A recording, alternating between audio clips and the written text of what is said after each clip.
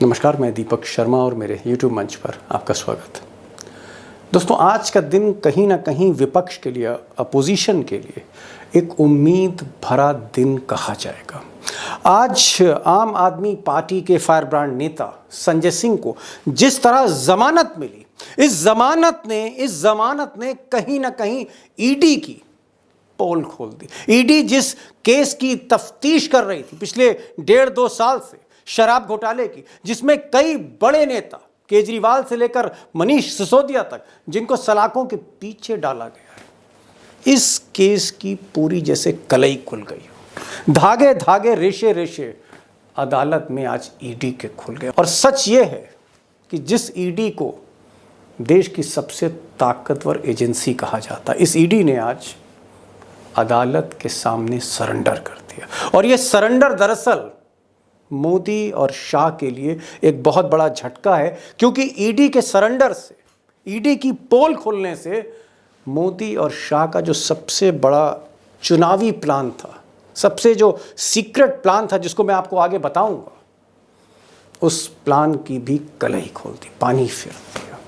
और ताज्जुब मत करिएगा अगर आने वाले दिनों में दिल्ली के मुख्यमंत्री केजरीवाल, अरविंद केजरीवाल, और झारखंड के पूर्व मुख्यमंत्री हेमंत सोरेन अगर ये सलाखों के बाहर आ जाए वोटिंग से पहले, तो आश्चर्य मत करिएगा। अब दोस्तों, आज के वीडियो में मैं आपको बताऊंगा कि संजय सिंह का जेल से बाहर निकलना, देश के एक बड़े नेता का ईडी के एक इंपॉर्टेंट केस में बाहर निकलना, उनको बेल मिलना, क्या ये मोदी और शाह के लिए एक बड़ा झटका है? उनका जो चुनावी गेम प्लान है उस पर ये कुठाराघात है, वज्रपात है। मैं आपको ये भी बताऊंगा कि आखिर वो कमजोरियां क्या थीं, वो मजबूरियां क्या थीं, जिसके चलते ईडी को आज अदालत में सरेंडर करना पड़ा। और क्या ये गेम चेंजर है? क्या इसका असर आपको चुनाव में दिखेगा? और इसका असर, जी हाँ, ईडी का कमजोर होना, इसका असर क्या मोदी जी को महंगा पड़ सकता है? मैं ये भी बताऊंगा, लेकिन मुझे चंद सेकंड दीजिए। पहले जरा संजय सिंह के केस को समझ लेते हैं चंद सेकंड में, और बहुत आसानी के साथ, फिर बड़ी खबर की तरफ आगे बढ़ते हैं। अब शराब घोटाले के पीछे जो सियासत है, जो राजनीति है, मैं उस पर नहीं जाना चाहता हूँ। और ईडी को केस किस तरह दिए जाते हैं, नेताओं को किस तरह धमकाया जाता है, किस तरह से उनके हाथों में हथकड़ी डाली जाती है, मैं इस पर नहीं जा रहा हूँ। लेकिन जो ईडी का जो केस है, दिल्ली लिकर स्कैम, इसमें ईडी ने शुरू में ये आरोप लगाया कि ये 100 करोड़ का मामला है। शराब ठेकेदारों से 100 करोड़ रुपए की रिश्वत ली गई पंजाब और गोवा चुनाव के दौरान आम आदमी पार्टी ने, और उसके लपेटे में संजय सिंह भी है। तो आरोप था 100 करोड़ का, तो आरोप था 100 करोड़ रुपए रिश्वत ले ली। और संजय सिंह पर यह आरोप लगाया गया कि साहब, इन्होंने एक ठेकेदार, एक शराब के कॉन्ट्रैक्टर, बिजनेसमैन, उनसे 2 करोड़ रुपए लिए, 1-1 करोड़ रुपए। सवाल यह है कि इन 6 महीनों में 100 करोड़ तो भूल जाइए, 50 करोड़ भूल जाइए, ये जो 2 करोड़ है, इस 2 करोड़ रुपए में आपको जान के आश्चर्य होगा, 1 रुपया भी, 1 रुपी, 2 करोड़ में 1 रुपया भी नहीं खोज पाई ईडी। ना ईडी कोई सबूत दे पाई अदालत में, ना ईडी कोई ठोस चश्मदीद की गवाही दे पाई कि किसने पैसा दिया और किसने देखा। सिर्फ एक ठेकेदार का आरोप था, और वो भी आरोप तब था जब वो सरकारी गवाह बन गया, उसको बेल मिल गई। दबाव में उसने कहा कि मैंने संजय सिंह को 2 करोड़ रुपए दिए, लेकिन उसका एक भी साक्ष्य अदालत के आगे ईडी ने अब तक नहीं रखा। और आज इसी दुखती रग को सुप्रीम कोर्ट ने पकड़ लिया कि ईडी बताए कि इस 2 करोड़ रुपए में आप 2 रुपया छोड़िए, 1 रुपया भी क्यों नहीं पकड़ पाए? मनी ट्रेल कहाँ है, साक्ष्य कहाँ है, अकाउंट कहाँ है, प्रॉपर्टी कहाँ है? और सच मानिए, ईडी के पास सबूत के तौर पर सिर्फ और सिर्फ 0 था, 0 था, 0।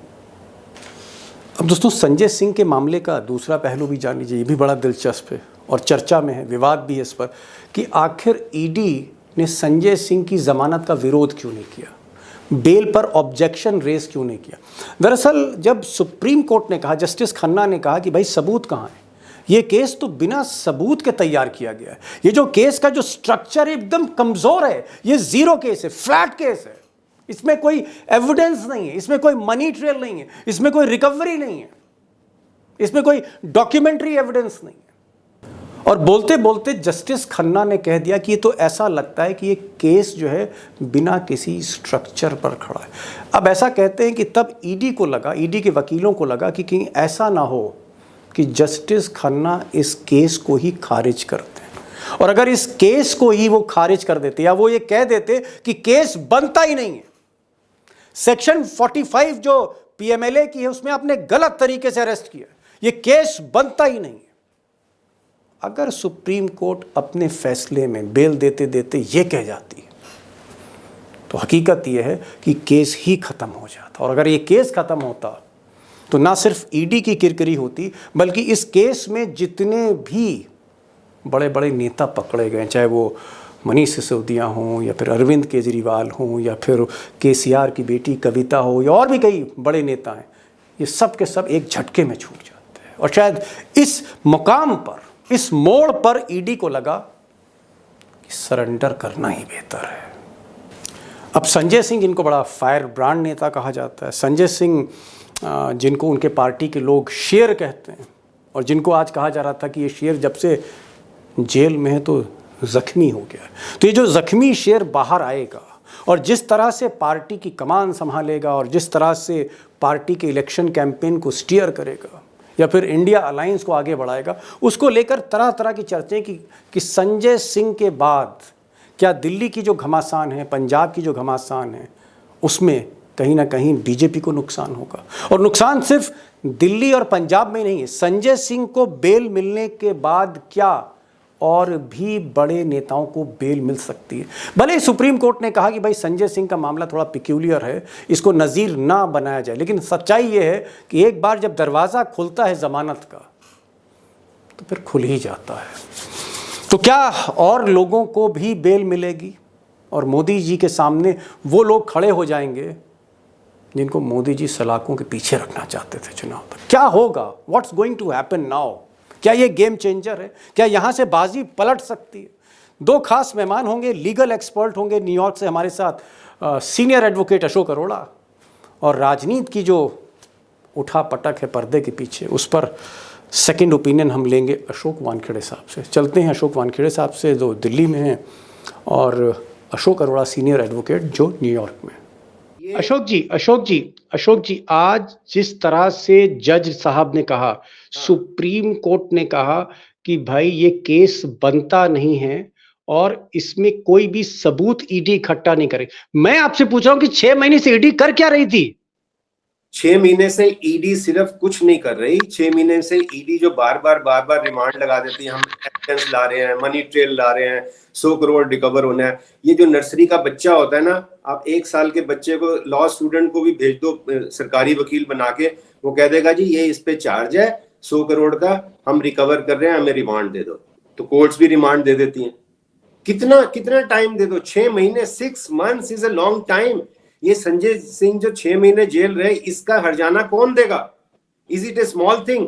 पहले भी हमारी बात, ये सुप्रीम कोर्ट ने, हर कोर्ट ने बार बार कहा, जो बेसिक स्ट्रक्चर कॉन्स्टिट्यूशन का है, जो फंडामेंटल राइट है, उसकी सोल है पर्सनल लिबर्टी, कि बंदा बाहर रहेगा कि अंदर रहेगा। तो पर्सनल लिबर्टी पे अगर आप ऐसा खेल सकते हैं, खिलवाड़ कर सकते हैं, और वो भी चुनाव के टाइम, तो इसलिए मैं समझता हूं जिस केस में कुछ बनता नहीं है, ईडी बार बार एक्सपोज हो रही है, तो कोर्ट्स को ऐसे ही ऑर्डर करने चाहिए, हर केस में करने चाहिए, हर केस में। और कोर्ट को क्यों, सुप्रीम कोर्ट को क्यों, मजिस्ट्रेट बेल क्यों नहीं देता? मैं तो आज यहां तक कहता हूं, जस्टिस चंद्रचूड़ हमेशा कहते हैं, मोटिवेट तो करते हैं वो जूनियर, मतलब सबऑर्डिनेट, जूनियर नहीं करना चाहिए, सबऑर्डिनेट कोर्ट को, कि आप बेल क्यों नहीं देते, लेकिन कथनी करनी में फर्क है। उनको पूछना चाहिए जिसने बेल नहीं दी उसका एक्सप्लेनेशन लो। इसी केस पे, इसी ग्राउंड पे मजिस्ट्रेट को बेल देनी चाहिए थी हर केस में, कि आपका ये ट्रैक रिकॉर्ड है, सेम केस है, अब आप अरविंद केजरीवाल को पकड़ के ले आए, मजिस्ट्रेट को इस केस में बेल देनी चाहिए थी वहीं पर वो सब क्या डरे हुए हैं, अपना काम ही नहीं कर रहे हैं? क्या करोगे आप?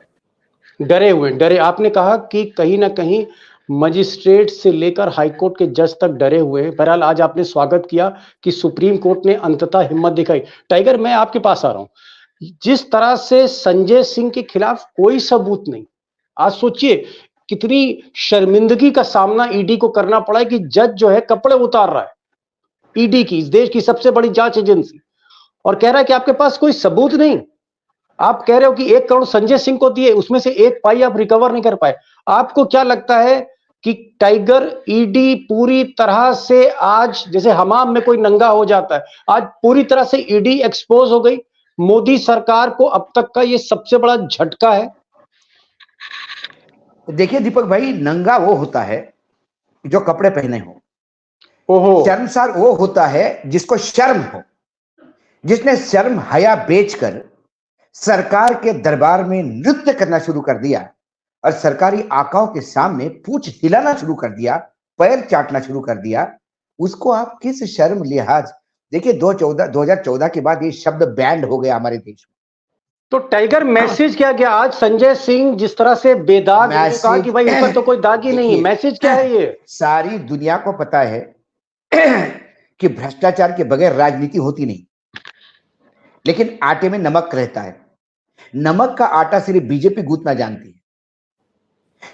इलेक्टोरल बॉन्ड के ट्रेल सामने आने के बाद भाजपा को ना नैतिकता है, ना चेहरा है उनके पास भ्रष्टाचार के खिलाफ बोलने का। और यदि इसके बावजूद भी कोई भ्रष्टाचार के खिलाफ बीजेपी का नेता बोल रहा होगा तो वो बेशरमपना की इंतहा है। इससे ज्यादा बेशरम इंसान आपको ढूंढने से नहीं मिलेगा कि जो अखंड भ्रष्टाचार में डूबा हुआ है और फिर भ्रष्टाचार की बात करता है। जी, ये क्या चाहते हैं? ये सिर्फ चुनाव तक आम आदमी पार्टी के लोग अंदर चाहते हैं। जी, मैं समझ गया। चुनाव तक ही चाहते हैं। मेन मोटिव यही है कि चुनाव के पहले ये कोई बाहर नहीं आए, और सर्वोच्च न्यायालय ने आज उसके इस प्लान को धज्जियां उड़ा दी। अरोड़ा साहब, जो टाइगर ने कहा, टाइगर कह रहे हैं कि कहीं ना कहीं जो सरकार का डिजाइन था कि ये जितने नेता हैं, हेमंत सोरेन हैं, मनीष सिसोदिया हैं, केजरीवाल हैं, इनको कम से कम चुनाव तक इनको सलाखों के पीछे रखो। आज सुप्रीम कोर्ट ने जो बेल दी है, मोदी जी का, शाह साहब का वो जो डिजाइन था, वो जो खेल था, उस खेल का धागा खोल दिया है। मैं आपसे एक सवाल करना चाह रहा हूं कि भले ही आज जिस तरह की टिप्पणियां हुई हो, लेकिन संजय सिंह लिकर मामले में अब बाहर आ गए। आपको लगता है कि क्या धीरे धीरे दरवाजा खुल रहा है? मनीष सिसोदिया भी बाहर आ सकते हैं, आपको लगता है केजरीवाल भी बाहर आ सकते हैं, और इसका असर धीरे धीरे बाकी नेताओं को भी लाभ मिल सकता है? क्या आपको ऐसा लगता है कि अब आसान हो गया रास्ता केजरीवाल और मनीष सिसोदिया के लिए? 100% Deepak ji, this is as good as mathematics. जब हम कोर्ट में आर्ग्यू करते हैं, it is as good as mathematics, क्योंकि उसकी बेल हुई है और कोर्ट ने ये ऑब्जर्वेशन की है कि मनी ट्रेल नहीं है और इतने महीने से, और अप्रूवर ने इतनी बार एक्सकल्पेटरी बयान दिया, यानी कि उसको कसूरवार नहीं ठहराया। आपने उसको अंदर रखा, जिससे आपने देखा केजरीवाल में जैसे उससे तो पैसे भी लिए। मैं ये कहता हूं Deepak ji, this is a case where the government, ये जो मेरे को उस पार्टी का मुझे नाम नहीं पता है, एक पार्टी मुझे पता है, वो पता नहीं कौन सी है, मैं उसको कहता हूँ भ्रष्टाचार जबरदस्त पार्टी। लेट पीपल एनालाइज की ये भ्रष्टाचार जबरदस्त, जे फॉर जबरदस्त है, जी नहीं है, भ्रष्टाचार जबरदस्त पार्टी एक है। अगर ये भ्रष्टाचार जबरदस्त पार्टी कहीं और पढ़े लिखे मुल्क में, आज अफसोस ये है कि ज्यादा लोग पढ़े लिखे नहीं है, दिस इटसेल्फ, हेमंत सोरेन को अरेस्ट करना, केजरीवाल को अरेस्ट करना, इन्हीं दो बातों पे पूरे देश में चुनाव हारा जाता कि आपने बिल्कुल डिमोलिश कर दिया डेमोक्रेसी को। आपने on record prevention of corruption के, आपको पता है मैं केस करता रहा हूं, सारे कितने मशहूर जी, प्रिवेंशन ऑफ करप्शन, ये ऑन रिकॉर्ड प्रूव हो गया है बीजेपी के खिलाफ और बीजेपी के भ्रष्ट नेताओं के खिलाफ। जो टॉप 5 लीडर बीजेपी के अंदर जाने चाहिए, जो 5 कौन है आप देख लो। As per record Supreme Court की जजमेंट के अकॉर्डिंग बीजेपी ने 8,000 करोड़ रुपया रिश्वत ली है। रिश्वत है वो डोनेशन नहीं है, please appreciate, this is not donation. Donation वो होता है जो प्यार से दे, जिसको अंदर रख के, जिसको आप ठेके दे रहे हो, जिसको आप कॉन्ट्रैक्ट दे रहे हो, एयरटेल को और सबको। 8,000 करोड़ रुपया रिश्वत ली है जिस आदमी ने, जो कहता है ना मैं खाऊंगा ना खाने दूंगा। तो this judgment itself is a ground to bring them to zero 0 seat. Kerala में क्यों नहीं जीतते? क्योंकि लोग पढ़े लिखे हैं। आज मैं यही रिसर्च कर रहा हूं, जब हमारे इनोसेंट लोग होते हैं, भोले भाले लोग होते हैं, उनको बेवकूफ बना देते हो। इन्होंने बेवकूफ अभी तमिलनाडु में बनाया। It is contempt of court. I say it is contempt of court. आप कोर्ट को क्रेडिट नहीं दे रहे हो, खुद क्रेडिट दे रहे हो। देखा मैंने कैसा लॉ पास कर दिया, अब मनी ट्रेल का पता लग रहा है। आपने एफिडेविट फाइल किया है कि जनता को कोई राइट नहीं है ये जानने का कि किसने किसको दान दिया। कितना बेशर्मी का वो अशोक वानखेड़े साहब भी कबीर साहब ये कहते थे, ओह तमिलनाडु में दिया हुआ इंटरव्यू। बड़ी इंपॉर्टेंट बात है, कबीरा जब हम पैदा हुए जग हंसे हम रोए, और ऐसी करनी कर चलो पाछे हंसी ना होए। इनकी सामने हंसी हो रही है। लोग, पढ़ा लिखा आदमी जो है, आज अगर ये हो जाए कि पढ़ा लिखा आदमी, वो इनको इतना एक्सपोज कर देगा। आप सुप्रीम कोर्ट का कंटेम्प्ट किया है इन्होंने, प्रधानमंत्री ने सुप्रीम कोर्ट का कंटेम्प्ट किया है। प्रधानमंत्री को, उस पार्टी को 5 लोगों ने सुप्रीम कोर्ट के हिसाब से रिश्वत ली है 8,000 करोड़ की चेक से। जी चलिए, मैं मान लिया कंटेम्प्ट का मामला। मैं अब जरा संजय सिंह पर आ रहा हूं। वानखेड़े साहब, संजय सिंह बाहर आ गए, एक फायर ब्रांड नेता। संजय सिंह के बाहर आने से, अब संजय सिंह जिस तरह से बोलते हैं, उन्होंने संसद में मोदी के सामने कहा था, मोदी के सामने ऑन रिकॉर्ड, कि ये जो पूरा कांड है अडानी का, इस देश की मलाई अडानी और मोदी ने खाई। तो जो आदमी मोदी से 2 फुट की दूरी पे गरजता हो, अब ऐसे हालात में संजय सिंह का बाहर निकलना, दिल्ली में चुनाव होना, आम आदमी पार्टी और कांग्रेस का एक साथ गठबंधन करके दिल्ली में लड़ना, ये जो दिल्ली का घमासान है, अब आपको क्या दिख रहा है कि बीजेपी कमजोर हो रही है दिल्ली की इस लड़ाई में? क्या ये जो 7 सीटें हैं ये फंस गई हैं? मोदी जी ने हाथ जला लिए हैं? मोदी जी ने हाथ जला लिए हैं। और मैं हमेशा कहता हूं, शेर से ज्यादा डेंजरस जख्मी शेर होता है। संजय सिंह जेल नहीं जाते तो संजय सिंह यूपी जाते 10 जगह। संजय सिंह इतने आहत होके बाहर आए हैं, और वो जो जख्म मतलब है, शेर और जख्मी, यानी जख्मी शेर ज्यादा खतरनाक हमेशा किसी भी शिकारी को पूछिए आप, जख्मी शेर हो तो फिर आप समझ लीजिएगा आतंक है जंगल में। नहीं तो शेर जब भूख लगती है तो बाहर निकलता है। नहीं, लेकिन आप कह रहे हैं जख्मी शेर, आप कह रहे हैं, लेकिन जो शिकारी हैं, शिकारी कह रहे हैं कि दिल्ली की 7 सीट वो जीतेंगे, पंजाब में भी सबक सिखा देंगे आम आदमी पार्टी को। शिकारी तो ये बोल रहा है। शिकारी मचान पे बैठा है ना। शिकारी ने शिकार कैसा किया? मचान पे बैठा था, राजा महाराजा है, तानाशाह है, और ईडी, सीबीआई, इनकम टैक्स हाका लगा के लेके जाती है लोगों को। फिर ये गमछा डालते हैं, उसको पालतू बनाते हैं। वो पालतू बनने को तैयार नहीं है तो गोली मारते हैं। ये जख्मी शेर आप कह रहे हैं मचान पलट देगा बादशाह की? मचान पलट देगा जी, मचान पलट देगा। बादशाह मचान भाग के छोड़ जाएगा। देख लीजिए आप। टाइगर, इशारों में अब एक लाइन में बता दीजिए, इशारे बहुत हो गए।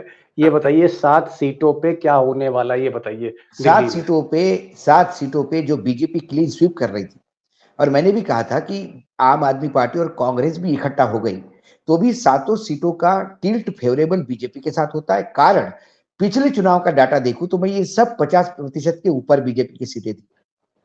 लेकिन आज केजरीवाल को अंदर डालने के बाद जो सहानुभूति का वोट मिलता है, और केजरीवाल का वोट बहुत पक्का है, वो विधानसभा के साथ साथ इस बार लोकसभा में भी उसके साथ जाएगा। और यदि ये लोकसभा में जाता है तो फिर मुझे डर लगता है। आम आदमी पार्टी ने जो सीटें अनाउंस कर दी बहुत लॉजिकल है, कास्ट फैक्टर से लेके तमाम बैलेंस करते हुए कर दी। कांग्रेस की सीटें अभी पूरी अनाउंस नहीं हुई है। कांग्रेस कहाँ, क्योंकि कांग्रेस ने तो एक कोर्स किया हुआ है खास, जीती हुई बाजी हारने का। तो कांग्रेस की 3 सीटों की तो गारंटी मैं नहीं लेता, लेकिन केजरीवाल की 4 सीटें बिल्कुल तकलीफ में लाएगी बीजेपी को। और अब बीजेपी के लिए सीटें संभालनी होगी। पहले जैसी क्लीन स्वीप नहीं है, अब कांटे की टक्कर नहीं। संजय के बाहर निकलने के बाद एज मिल गया है आम आदमी पार्टी को, ये तो मैं बता रहा हूँ आपको। अरोड़ा साहब, एक फाइनल आंसर जानना चाह रहा हूँ, और मैं बहुत सीधा जवाब चाहता हूँ। जो दोस्त बहुत कम लॉ को समझते हैं उनकी तरफ से पूछ रहा हूँ, क्या ये केस की जब सुनवाई शुरू होगी, जब ट्रायल शुरू होगा, ये शराब घोटाले का जो आरोप लगा है, क्या आपको आज की बेल के बाद, सुप्रीम कोर्ट के रुख के बाद, उनके ऑर्डर के बाद, आपको ये केस कमजोर लगता है, ये ट्रायल पे नहीं खड़ा हो पाएगा, सारे जीरो लोग छूट जाएंगे, केजरीवाल, मनीष सिसोदिया, ये सब? बिग जीरो केस है, और केस ऐसा केस है जिसमें कॉम्पनसेशन मिलना चाहिए। कॉम्पनसेशन वाला ये केस है, सुप्रीम कोर्ट को खुद चाहिए। मैं इसीलिए कह रहा हूँ ये जीरो केस है। नहीं, मैं कह रहा हूं क्योंकि आप 50 साल आपकी वकालत है, सुप्रीम कोर्ट में ही आप प्रैक्टिस करते थे। मैं आपसे ये पूछ रहा हूं कि क्या केजरीवाल, मनीष सिसोदिया भी छूट जाएंगे? ये ट्रायल पे केस जो है स्टैंड करेगा कि नहीं करेगा, ये मैं पूछ रहा हूं। मैं तभी तो जीरो केस है, जीरो केस है। टाइगर, क्या चंद्रचूड़ का असर बाकी जजों में भी दिख रहा है आपको सुप्रीम कोर्ट में? बिल्कुल दिख रहा है, बिल्कुल दिख रहा है। और मैं चाहता हूं कि भगवान करे सबको अकल आ जाए, हाई कोर्ट्स में भी ये लोन चला जाए और लोअर कोर्ट तक ये बात चली जाए, लोअर कोर्ट तक ये बात चली जाए। कई हाई कोर्ट से जिनको ये लेना चाहिए, क्यों सुप्रीम कोर्ट में क्यों आते भाई सारे मामले? हाई कोर्ट और सेशन कोर्ट में यदि निपटारा हुआ तो ऊपर तक आएंगे नहीं मामले। जी। लेकिन एक बात और भी है जो सर्वोच्च न्यायालय के मुख्य न्यायाधीश ने कही थी एक भाषण में। उनने कहा था एक लेक्चर में कि लोअर कोर्ट इसलिए जमानत के लिए डरते हैं कि उनको बदनाम किया जाता है। राहुल गांधी को बेल दी तो बोले पैसा खा लिया। और ये बदनाम करने वाले कौन है? सत्ता पक्ष के पास एक बहुत बड़ी ट्रोल सिस्टम है। उसका बेहतरीन उदाहरण 600 वकीलों ने एक चिट्ठी लिखी थी सर्वोच्च न्यायालय को, आप किसी प्रेशर में मत आना, ये समय आग बंद करने का नहीं, समय एक्शन करने का है। और उस चिट्ठी को सर्वोच्च न्यायालय ने इतना सीरियसली लिया कि धनाधन एक्शन ले रहा है। संजय को बेल दी, लास्ट क्वेश्चन लिया, और आज बाबा रामदेव को भी आईना दिखाया। बाबा रामदेव को भी 2-3 महीने जेल में जाके योगा करना पड़ेगा, ऐसा लगता है मुझे। जी। अरोड़ा साहब, आखिरी चीज, टाइगर बोल रहे हैं कि कह रहे हैं कि बहुत से हाईकोर्ट के जज पीएमएलए में, ईडी के मामलों में बेल देना चाहते हैं, लेकिन अगर वो बेल दें तो भाजपा की जो ट्रोल सेना है वो उनको जो है उनकी छीछा लेदर करती है कि साहब ये जज बिक गया, इसने पैसे ले लिए, पैसे लेके बेल दी। आज के फैसले के बाद, आज के सुप्रीम कोर्ट के इस बेल के बाद आपको लगता है कि अब हाईकोर्ट के जजों को नहीं डरना चाहिए? और चाहे वो हेमंत सोरेन का मामला हो, सत्येंद्र जैन का मामला हो, सिसोदिया का मामला हो, अब उनको भी आगे आना होगा। अब हाईकोर्ट के जजेस को नहीं डरना चाहिए। लास्ट लाइन, एक सेंटेंस में। मैं तो मजिस्ट्रेट कह रहा हूँ, ऐसे केस में मजिस्ट्रेट की पावर होती है, मजिस्ट्रेट को बेल देनी चाहिए। हाईकोर्ट तो बहुत दूर है, हाईकोर्ट जाते जाते बंदा 1 महीने अंदर रह जाता है। तो टाइगर, तो मैं जो बात कर रहे हैं तो सुपर वकील है। जो 600 साइन हुए उसमें देखो वो मोर देन 90% सरकारी वकील है। मैं ऑन रिकॉर्ड कह रहा हूँ, अब लेट देम से कि मैं तो जी इस 90 में आता हूँ, मुझे पता है कैसे एक्सपोज भी करना है वो डेफेमेशन। उसमें मोर देन 90% वकील सरकारी और नालायक वकील है। आप समझिए, आप कह रहे हैं कि मजिस्ट्रेट को भी अब हिम्मत करनी चाहिए, सेशन को भी हिम्मत करनी चाहिए कि सामने आके वो बेल दें।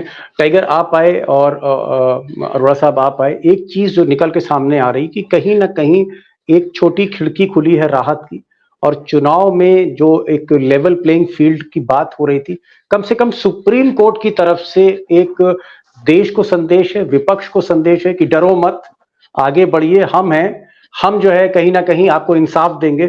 आज संजय सिंह को इंसाफ मिला है, हो सकता है कल मनीष सिसोदिया को मिले, फिर हेमंत सोरेन को मिले। और ये जो दौर हम देख रहे हैं जहां पर लड़ाई सिर्फ एक तरफा हो रही है, वहीं पर कॉर्पोरेट है, वहीं पर गोदी मीडिया है, वहीं पर पैसा है, वहीं पर अदालतें, कम से कम इस पूरे गठजोड़ को तोड़ने की कोशिश चंद्रचूड़ कर रहे हैं, और हमें उनका स्वागत करना चाहिए। टाइगर आप आए और अरोड़ा साहब आप आए, न्यूयॉर्क से आप जुड़े, बहुत बहुत शुक्रिया अपने दोस्तों की तरफ से। Thank you so much for joining this programme. Thank you.